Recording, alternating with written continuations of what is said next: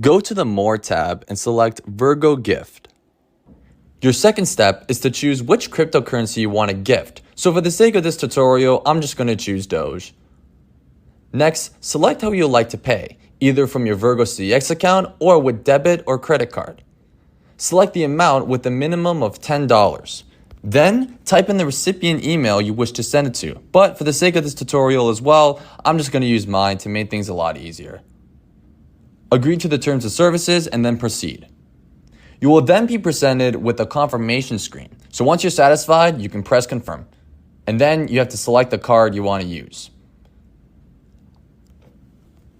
Wait a few seconds and a message will pop up asking to send a code to you to confirm the gifting process. You put in the 6-digit code, you wait a couple seconds, and then an email will be sent confirming your order.